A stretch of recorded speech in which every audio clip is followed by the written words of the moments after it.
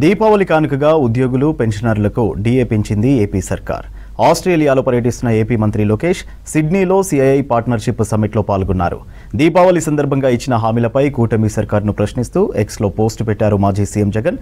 పేదల ఇంట వెలిగిస్తామన్న దీపాలు ఏమయ్యాయని నిలదీశారు. కూటమి పాలన పట్ల ఎవరూ సంతృప్తిగా లేరని తెలిపారు వైఎస్ జగన్. దీపావళి కానుకగా ఉద్యోగులు పెన్షనర్లకు డీఏ మంజూరు చేస్తూ ఉత్తర్వులు జారీ చేసింది ఏపీ ప్రభుత్వం. 2024 జనవరి 1 నుంచి డీఏ అలవెన్స్ను 3.64% పెంచుతూ ఆదేశాలిచ్చింది. రెగ్యులర్ ఉద్యోగుల వేతనంలో ఇప్పటి వరకు డీఏ శాతం 33.67 ఉండగా అది 37.31% పెరగనుంది. ఆస్ట్రేలియాలో పర్యటిస్తున్నారు ఐటీ శాఖ మంత్రి Nara Lokesh.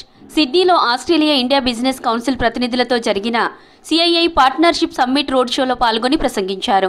AP speed of doing business విధానంతో 16 నెలల్లో ఏపీకి 10 లక్షల పెట్టుబడులు వచ్చాయని చెప్పారు. విశాఖపట్నంలో నవంబర్ 14-15న కూటమి ప్రభుత్వం ప్రతిష్టాత్మకంగా సిఐఐ భాగస్వామ్య సదస్సు నిర్వహిస్తోందన్నారు. ఈ సదస్సుకు వచ్చి రాష్ట్రంలో పెట్టుబడుల అవకాశాలను పరిశీలించాలని పారిశ్రామికవేత్తలకు విజ్ఞప్తి చేశారు Lokesh. I love Visakhapatnam. For people who are familiar on the Indian territory, if Bangalore were to marry Goa and have a child, that will be Visakhapatnam. It's best of both worlds. It's exciting space. The greater Visakhapatnam economic corridor is slated to be $1 trillion economy. So we are already planning for it. After the announcement of Google, there's so much of excitement, energy that has come in. And we've already started working on the greater economic region, planning all the hard and soft infrastructure that needs to come in. కూటమి ప్రభుత్వం పేదల ఇంటింట వెలిగిస్తామన్న దీపాల్లో ఇప్పటి వరకు ఒక్క దీపం కూడా వెలిగించలేదని విమర్శించారు మాజీ సీఎం జగన్. కూటమి పాలన పట్ల ఎవరికైనా సంతృప్తి ఉందా అని ప్రశ్నించారు. నిరుద్యోగులకు, మహిళలకు, వృద్ధులకు, రైతులకు, పిల్లలకు కూటమిచ్చిన హామీలు ఒక్కటైనా అమలు అయ్యాయా అని నిలదీశారు. కూటమి హామీలపై ఎక్స్లో 8 ప్రశ్నలు సంధిస్తూ ప్రభుత్వాన్ని ప్రశ్నించారు జగన్. తన ప్రశ్నలన్నీ వెలగని దీపాలా, లేక అరకొర దీపాలా, లేక కూటమి పాలన రాకముందు వరకు దేదీప్యమానంగా వెలుగుతున్న దీపాలను ఆర్పడమా అని నిలదీశారు జగన్.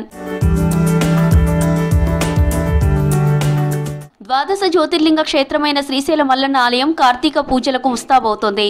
ఈ నెల 22 నుంచి శ్రీశైలంలో కార్తీక మాసోత్సవాలు ప్రారంభం కానున్నాయి.